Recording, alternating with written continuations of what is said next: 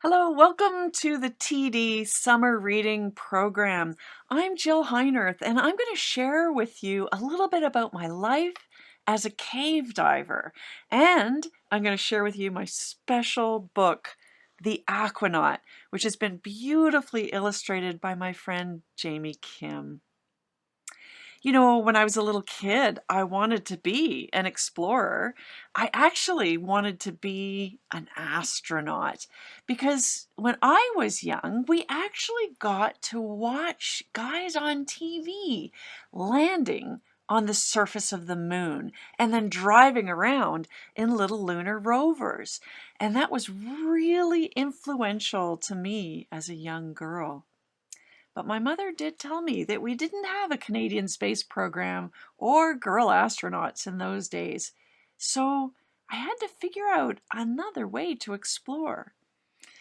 Now, my work today takes me into the underwater world, wearing very heavy equipment that I think you're going to agree looks an awful lot like an astronaut. And this gear can weigh hundreds of pounds when I go swimming in places that people haven't been before. When I carry this gear to faraway places, sometimes we have to get our own small plane to carry all of the equipment. So yes, it's very, very heavy. I often work with teams when I'm doing my dives, and as you can see, things are kind of technical.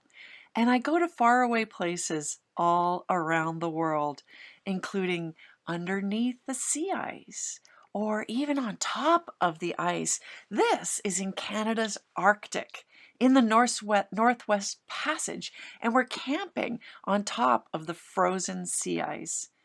So I have to travel for a lot of the work that I do, sometimes in unusual ways, like using horses to get all of our scuba tanks back into the jungle. So it can take an awful lot of work. You might find me in very warm places too, like here in the Sahara Desert in Egypt, doing explorations in some pretty unusual water places. But my work also takes me to the Ural Mountains in Siberia, where we dive in the world's longest underwater gypsum cave, like the one you see in the picture right over my head. I've even been diving inside volcanic lava tubes. So this is the Monte Corona volcano in the Canary Islands, and we went inside and cave dived through the passages where lava used to flow. But my work isn't always in underwater caves. I also explore wrecks, like this one in the South Pacific that was sunk back in World War II. I still train some people from time to time as well, like this character who is actually James Cameron, the man responsible for the Titanic and Avatar movies.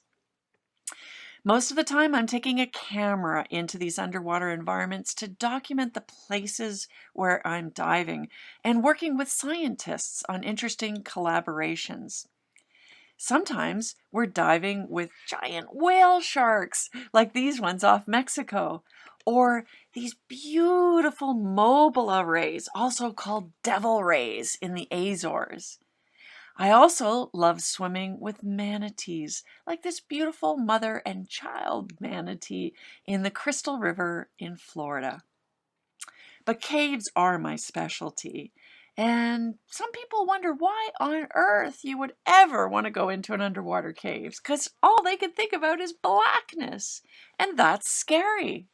Well, caves are dangerous. You need the right training, equipment, and team in order to work in these places. But it's more than darkness. It's very beautiful. And sometimes, well, a lot of times, I get to go to places that nobody's ever seen before. It's truly remarkable to be able to swim through spaces, sometimes really small spaces, and sometimes giant spaces the size of a football stadium.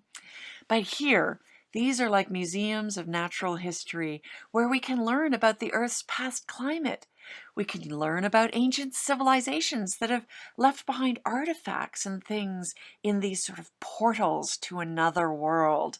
And we can also learn about the biology swimming in these underwater caves. So for me now as an adult with this wonderful career, it can be easy to forget what it was like as a little kid, wondering what I would be when I grew up. And so I wrote a book about it, and it's called The Aquanaut. So why don't I read some of The Aquanaut to you now so you can get a better feel for my book? All right, here we go. The Aquanaut. When I was young, the world seemed too dangerous. Everything was too hard. Places were too far away. I was too young. My parents kept saying, maybe when you're older. But that was okay because I had a big imagination. You can see in the picture, we're at the beach, but sometimes I was too small to do the things that I wanted to do. All right, let's look at the next page. When I was young, I wanted to float through space and see the moon up close.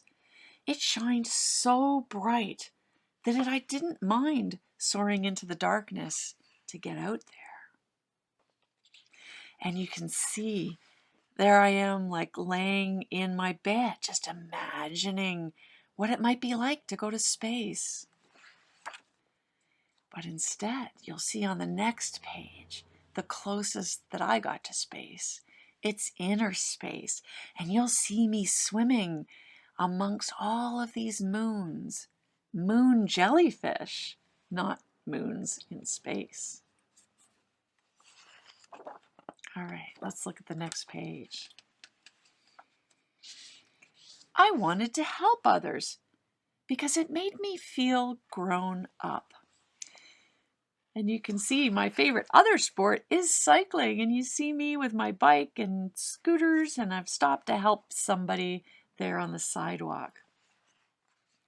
Now, when I grew up, you'll see in the next page, I got to help others, sometimes other sea animals. So sometimes we find nets underwater, leftover fishing nets. And in this case, you're seeing a fishing net stuck on a shipwreck, and there's a turtle that's entangled in the net. Sometimes when I'm underwater, we find animals like this stuck in nets, and so we pull them out. We also try to remove these nets. We call them ghost nets, so that they don't catch any more animals in the future. And there's some really cool people that are taking those ghost nets and recycling them and making them into other products like clothing. What a great idea.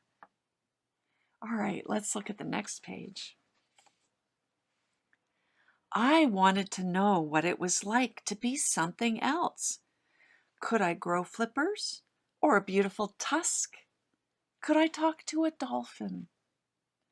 You know, it was amazing to me to see on television things in the underwater world, and I would dive to the bottom of the swimming pool and just imagine them.